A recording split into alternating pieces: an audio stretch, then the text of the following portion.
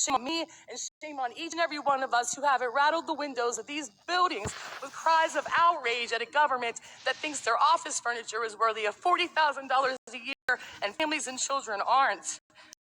The current poverty guidelines are ridiculously out of touch. I have 2 jobs and a bachelor's degree, and I struggle to make ends meet. The federal poverty guidelines say that I'm not poor, but I cashed in a jar full of change the other night so my daughter could attend a high school band competition with her bands. I can't go grocery shopping without a calculator. I had to decide which bills not to pay to be here in this room today. Believe me, I pulled myself up by the bootstraps so many damn times that I've ripped them off.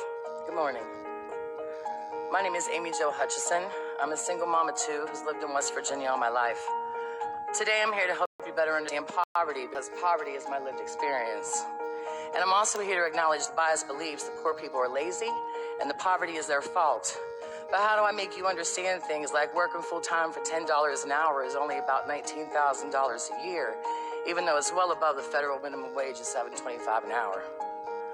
I want to tell you about a single mom I met who was working at a gas station.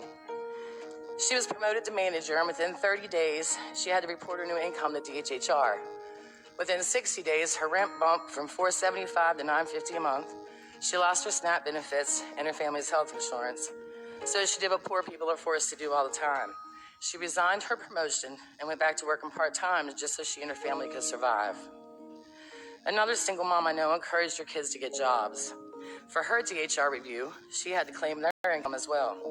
She lost her SNAP benefits and her insurance, so she weaned herself off of her blood pressure medicines because she, working full-time in a bank and part-time at a shop on the weekends, couldn't afford to buy them.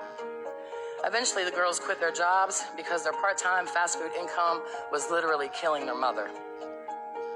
You see, the thing is, children aren't going to escape poverty as long as they're relying on a head household, who's poor. Poverty rolls off the backs of parents and right onto the shoulders of our children, despite how hard we try. I can tell you about my own with food insecurity.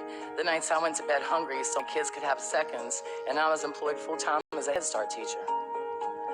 I can tell you about being above the poverty guideline, nursing my gallbladder with essential oils and prayer, chewing on cloves and eating ibuprofen like they're Tic Tacs because I don't have health insurance and I can't afford a dentist. The poverty line for a family of 3 is $21,720.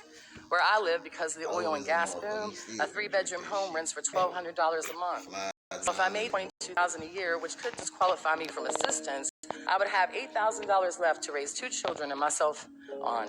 And yet the poverty guidelines wouldn't classify me as poor. I Googled Congressman's salary the other day, and according to Senate.gov, the salary for senators, representatives, and delegates is $174,000 a year.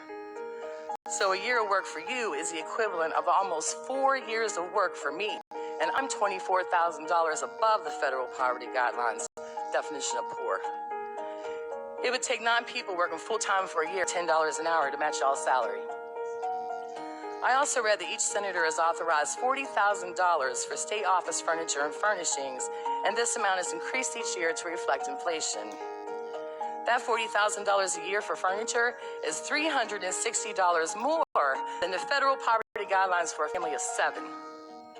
And yet here I am, begging you on behalf of the 15 million children living in poverty in the United States, on behalf of the 1 in 3 kids under the age of 5, and nearly 100,000 children in my state of West Virginia living in poverty, to not change anything about these federal poverty guidelines until you can make them relevant and reflect what poverty really looks like today.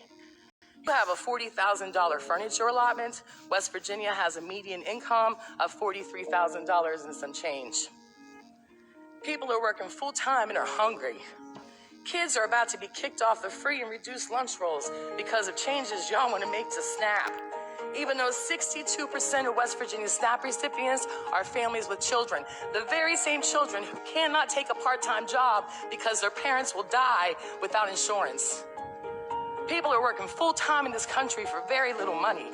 They're not poor enough to get help. They don't make enough to get by. They're working while they're rationing their insulin, and they're skipping their meds because they can't afford food and health care at the same time. So shame on you.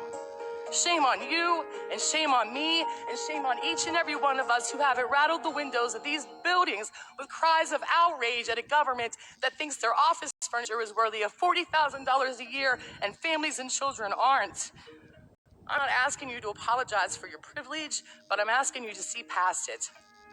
There are 46 million Americans living in poverty, doing the best they know how with what they have, and we, in defense of children and families, cannot accept anything less from our very own government. Thank you. Thank you, Ms. Hutchinson.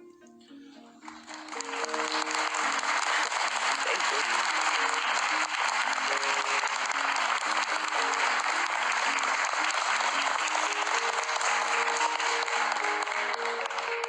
I think we just heard why this hearing is important.